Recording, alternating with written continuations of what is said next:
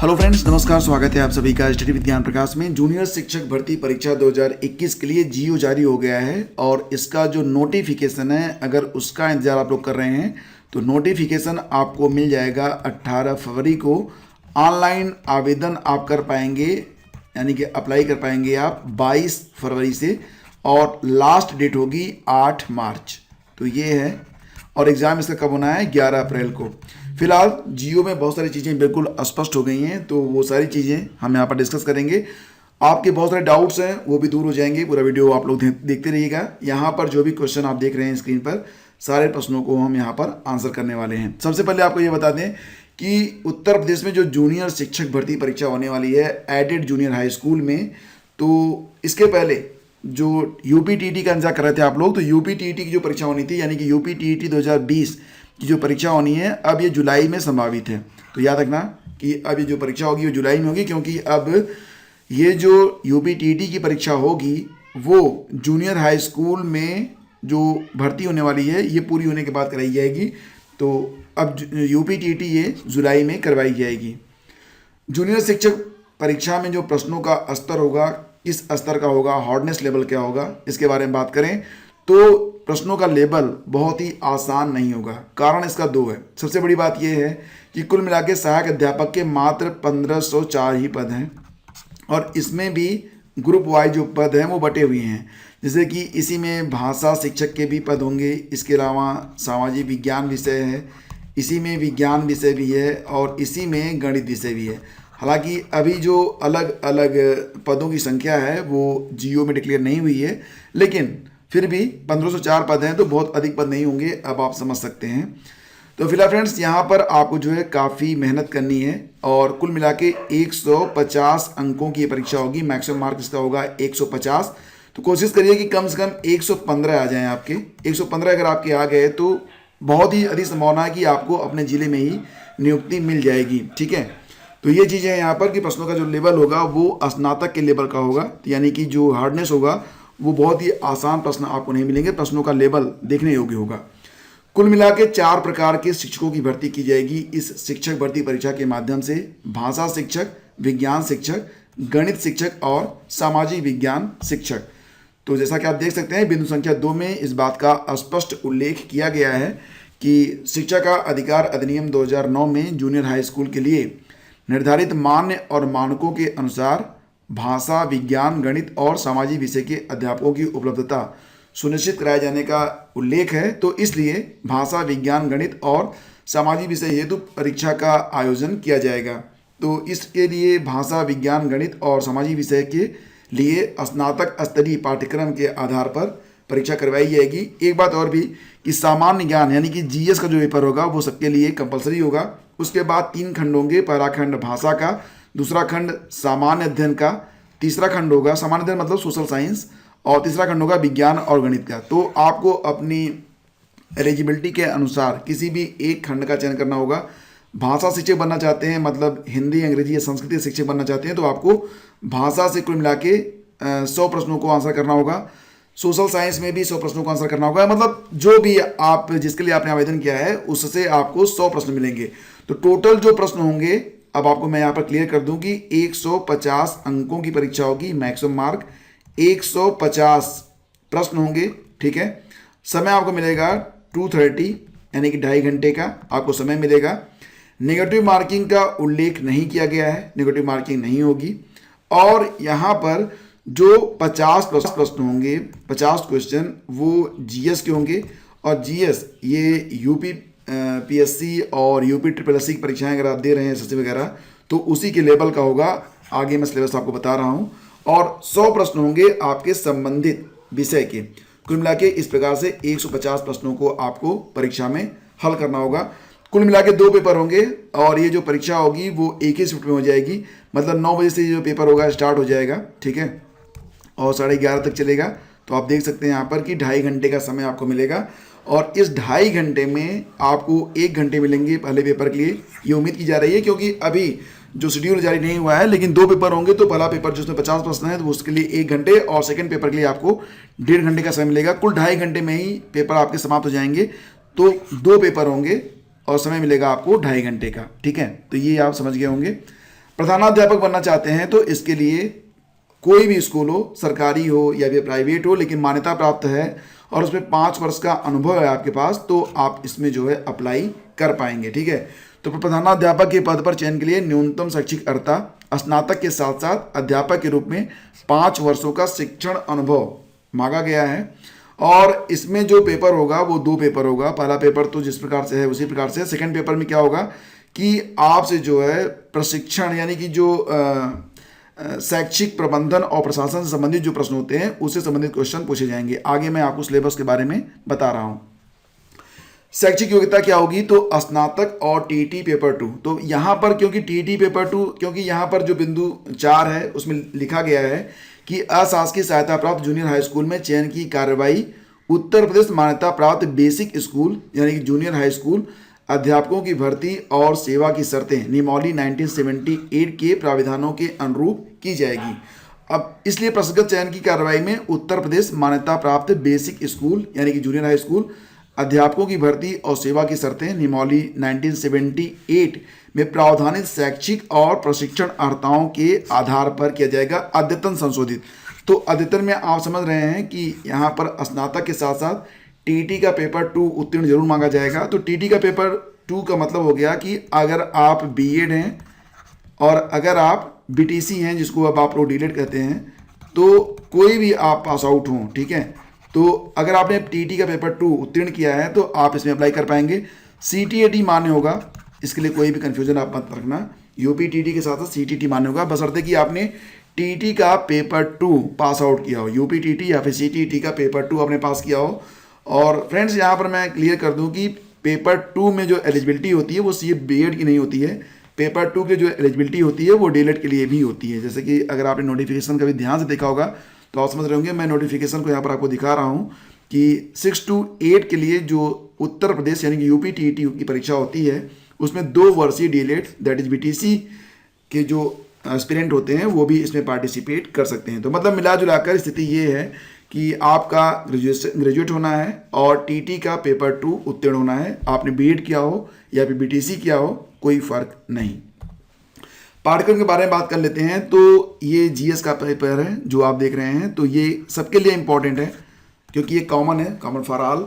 तो अब आप देख सकते हैं अगर आप UP PSC, UP triple SC, SSC कोई भी परीक्षा की तैयारी अगर आप कर रहे हैं शिक्षक भर्ती परीक्षा के अन्यंत्र, तो आप देख सकते हैं कि सिलेबस नियर अबाउट सेम है। राष्ट्रीय और अंतर्राष्ट्रीय महत्व की समसामयिक घटनाएं, तो कम से कम 1 साल का जो करंट अफेयर है वो तो आपको देखना ही पड़ेगा, ठीक है। भारत का इतिहास और भारतीय राष्ट्रीय आंदोलन, तो यहाँ पर मैं आपको यही सलाह दूंगा कि प्राचीन भारत से लेकर भारतीय स्वतंत्रता संग्राम तक के सभी प्रश्नों को आप ध्यान से देखिएगा। भारत का भूगोल, भारतीय राजनीति और शासन जिसमें संविधान, राजनीतिक व्यवस्था, पंचायती राज, लोक नीति, आधिकारिक प्रकरण आदि। तो फ्रेंड्स यहाँ पर अगर आप जीएस की तैयारी करना चाहते हैं बेटर तरीके से, तो मैं आपको एक बहुत ही अच्छा तरीका बताता हूँ। रोज़ सुबह मॉर्निंग में 5 बजे आपको करंट अफेयर और करंट अफेयर रिवीजन के साथ साथ स्टैटिक जीके के लिए एक वीडियो अपलोड किया जाता है इसी चैनल पर, उसको आप लोग जरूर देखा करें। आपका करंट अफेयर भी तैयार हो जाएगा, रिवीजन भी हो जाएगा और स्टैटिक जीके भी तैयार हो जाएगा। और शाम को 5 बजे एक वीडियो अपलोड किया जाता है सिर्फ स्टैटिक जीके का, ठीक है। तो स्टैटिक जीके का ये वीडियो आपके लिए बहुत ही हेल्पफुल रहेगा for all the exams like अगर आप ये परीक्षा दे रहे हैं जूनियर शिक्षक भर्ती परीक्षा, इसके लिए भी, और UP PSC, UP triple SC, ये जो दोनों वीडियो होते हैं ये सभी परीक्षाओं के लिए बहुत ही कॉमन है और इसमें से प्रश्न आपको प्रत्येक परीक्षा में मिलेंगे, ठीक है। तो ये बहुत ही इंपॉर्टेंट दोनों वीडियो होते हैं, इसको आप देखा करें। और इसके अलावा स्पेशल टॉपिक पर स्पेशल वीडियोज भी अपलोड किए जाते हैं, तो उसको भी आप लोग देखा करें। आर्थिक और सामाजिक विकास के अंतर्गत सतत विकास, गरीबी, अंतर्विष्ट, जनसांख्यिकी, सामाजिक क्षेत्र के इनिशिएटिव आदि, पर्यावरण यानी कि ईवीएस से संबंधित क्वेश्चन होंगे, जैव विविधता, जलवायु परिवर्तन, सामान्य विज्ञान तो आप देख ही रहे हैं। इसके अलावा मैथमेटिक्स के भी और रीजनिंग के भी क्वेश्चन आपको देखने को मिलेंगे, यानी कि लगभग यूपी पीएससी का जो आरओ है, यूपी ट्रिपल एससी का है, वो सारा सिलेबस इसमें कवर हो रहा है। Analogies, assertion and reason, binary logic, classification, clocks and calendars, coded inequalities, coding, decoding, ये चीज़ें इसमें शामिल हैं। ये पेपर सभी के लिए कॉमन है और मुझे लगता है कि ये बहुत ही अच्छा है कि अगर इसमें आप बेहतर स्कोर कर पाए। देखो आपको जो मिला जुला के कुल मिला के 115 के ऊपर रखना है टारगेट, आप अभी से रख लो। अगर टारगेट आपका अभी से हाई होगा तभी आप मतलब ला पाओगे। और कुछ लोग कहते हैं ये मुश्किल है, तो मुश्किल कुछ नहीं होता फ्रेंड्स। जब परिणाम आएगा तो आप देखेंगे कि बहुत सारे लोग अपनी मेहनत के दम पर इतना ले आएंगे। ठीक है, तो मेहनत करिए, आएगा। और आप लोग तैयारी करते रहिए, बिल्कुल भी हतोत्साहित नहीं होना, नेगेटिव नहीं होना है आपको। ठीक है, आगे बढ़ते हैं, चलते हैं। आपको बता दें कि खंड क, तो अब मिला के यहाँ पर 3 खंड आपको देखने को मिलेंगे। खंड क जो होगा ये भाषा शिक्षक के लिए होगा। इसमें हिंदी, अंग्रेजी या संस्कृत में से कोई भी एक टॉपिक आपको चूज करना है। अगर आपने हिंदी शिक्षक के लिए आवेदन किया है तो हिंदी, अंग्रेजी शिक्षक के लिए अंग्रेजी, संस्कृत शिक्षक के लिए संस्कृत। पाठ्यक्रम तीनों का सेम है, बस आपको जो है अपना जो भाषा है वो चुन लेना है। जैसे कि हिंदी साहित्य का इतिहास और भाषा का विकास, व्याकरण, अपठित गद्यांश और पद्यांश, लेखकों कवियों की जीवनी और रचनाएं, ये है हिंदी का पाठ्यक्रम। सेम एज अंग्रेजी का पाठ्यक्रम, इसमें भी वही चीज़ है। History of English literature and language, grammar, unseen passage, writer, poet, introduction and written books, same as for Sanskrit. तो ये चीज़ें हैं यहाँ पर भाषा शिक्षक के लिए। खंड ख जो होगा ये सामाजिक विज्ञान शिक्षक के लिए होगा। तो इसका जो सिलेबस है ये काफ़ी लंबा है, ध्यान से देख लीजिएगा। इतिहास, अब यहाँ पर एक बार क्लियर कर दूँ कि सामाजिक अध्ययन के लिए आपको जो इतिहास पढ़ना है वो प्राचीन इतिहास से लेकर भारतीय स्वतंत्रता संग्राम आंदोलन तक पढ़ना होगा। सारी चीज़ें इसमें हैं, एक बार देख लेते हैं। इतिहास जानने के स्रोत क्या हैं, यानी कि बहुत ही प्राचीन इतिहास जो है वहाँ से आदिकाल से स्टार्ट हो रहा है। पाषाणकालीन संस्कृति, ताम्र पाषाणिक संस्कृति, वैदिक संस्कृति, 6ठी शताब्दी ईसा पूर्व का भारत, भारत के प्रारंभिक राज्य, भारत में मौर्य साम्राज्य की स्थापना, मौर्योत्तरकालीन भारत, गुप्त काल, राजपूत कालीन भारत, पुष्यभूति वंश, दक्षिण भारत के राज्य, 6ठी शताब्दी का धार्मिक और सामाजिक विकास, इस्लाम का भारत में आगमन, दिल्ली सल्तनत की स्थापना, विस्तार, विघटन, मुगल साम्राज्य, संस्कृति पतन, यूरोपीय शक्तियों का भारत में आगमन एवं अंग्रेजी राज्य की स्थापना, कंपनी राज्य का विस्तार, नवजागरण, भारत में राष्ट्रवाद का उदय, स्वाधीनता आंदोलन, भारत का विभाजन, स्वतंत्र भारत की चुनौतियां, हम और हमारा समाज, ग्रामीण और नगरीय समाज और रहन सहन, ग्रामीण एवं नगरीय स्वशासन, जिला प्रशासन, इसके अलावा हमारा संविधान, भारत में लोकतंत्र, देश की सुरक्षा और विदेश नीति, वैश्विक समुदाय और भारत, नागरिक सुरक्षा, दिव्यांगता, भूगोल से संबंधित क्वेश्चन आ गया है इसमें। सौरमंडल में पृथ्वी, ग्लोब, पृथ्वी पर स्थानों का निर्धारण, पृथ्वी की गतियाँ, मानचित्र, इसके अलावा स्थल मंडल जिसमें पृथ्वी की संरचना, पृथ्वी के प्रमुख थल रूप। तो ये सारी चीज़ें आप देख रहे हैं कि बिल्कुल जो है यूपीपीएससी, यूपी ट्रिपल एससी के लेवल का जो स्टडी जीके है वही है। विश्व में भारत, भारत का भौतिक स्वरूप, मृदा, उर्वरक का प्रयोग और महत्व, वनस्पति एवं वन्य जीव, भारत की जलवायु, भारत के आर्थिक संसाधन, यातायात, व्यापार और संचार, इसके अलावा वायुमंडल। तो तमाम चीज़ें हैं, आप यहाँ पर देख सकते हैं। उत्तर प्रदेश में भारत में स्थान, राजनीतिक विभाग, जलवायु, मृदा, वनस्पति एवं वन्य जीव, कृषि, खनिज, उद्योग धंधे, जनसंख्या और नगरीकरण, ये उत्तर प्रदेश के संबंध में भी है। खनिज संसाधन, उद्योग धंधे, भारतीय अर्थव्यवस्था और उसकी चुनौतियाँ, पर्यावरण, प्राकृतिक संसाधन, उसकी उपयोगिता, प्राकृतिक संतुलन, संसाधनों का उपयोग। तो ये सारी चीज़ें शामिल हैं सामाजिक विज्ञान के अंतर्गत। खंड ग में आ जाते हैं। यहाँ पर खंड ग में आपको जो है गणित और विज्ञान का सिलेबस मिलेगा। अभी थोड़ा सा नोटिफिकेशन आने दीजिए तो एक बात मैं क्लियर कर दूंगा। थोड़ा सा क्लियर नहीं हो रहा है लेकिन मुझे लग रहा है कि अलग अलग होगा। खंड ग जो है ये विज्ञान और गणित शिक्षकों के लिए है। तो यहाँ पर दोनों ही खंडों से आपको आंसर करना है कि अलग अलग खंडों से। इसमें थोड़ा सा नोटिफिकेशन के बाद मैं क्लियर करूंगा, लेकिन खंड ग के अंतर्गत ही गणित और विज्ञान दोनों को रखा गया है। तो गणित में जैसा कि आप देख रहे हैं कि प्राकृतिक संख्याओं से स्टार्ट हुआ है। इसमें पूर्णांक, वर्गमूल, बीजगणित, बीजीय व्यंजकों का जोड़ घटाना, युगपत समीकरण, समांतर रेखाएं, चतुर्भुज, त्रिभुज, वृत्त और चक्रीय चतुर्भुज, वृत्त की स्पर्श रेखाएं, अनुपात, समानुपात, प्रतिशतता, लाभ हानि, साधारण ब्याज, चक्रवृद्धि ब्याज, सांख्यिकी भी आ रहा है इसमें, जिसमें आंकड़ों का वर्गीकरण, पिक्टोग्राफ, माध्य, माध्यिका, बहुलक, बारंबारता, पाई और दंड चार्ट, अवर्गीकृत आंकड़ों का चित्र, संभावना ग्राफ, दंड आरेख, मिश्रित दंड आरेख, कार्तीय तल और क्षेत्रमिति, दैट इज मेंसुरेशन, घातांक और त्रिकोणमिति। तो ये है सिलेबस गणित का। विज्ञान में दैनिक जीवन में विज्ञान, महत्वपूर्ण खोज, मानव विज्ञान और प्रौद्योगिकी, रेशे एवं वस्त्र, रेशों से वस्त्रों तक पूरी प्रक्रिया, सजीव और निर्जीव पदार्थ, जंतु की संरचना, सूक्ष्म जीव, कोशिका से अंगतंत्र, किशोरावस्था, भोजन, जंतु में पोषण। तो ये 60 में आप देख सकते हैं। मापन, ऊर्जा, ध्वनि, जल, पदार्थ, वगैरह हैं, अम्ल क्षार, यानी कि फिजिक्स केमिस्ट्री दोनों ही इसमें शामिल है। फिजिक्स केमिस्ट्री और बायोलॉजी से संबंधित क्वेश्चन आपसे यहाँ पर पूछे जाएंगे, ठीक है।